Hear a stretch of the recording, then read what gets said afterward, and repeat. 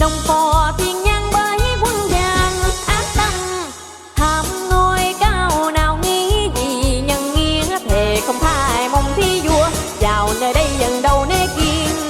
Việc muôn binh nào sợ dấu rằng giáp bào hoa hồng trắng ngày xanh tứ hà, năm khuyên nên lui tướng binh còn không nghe cam nát thân.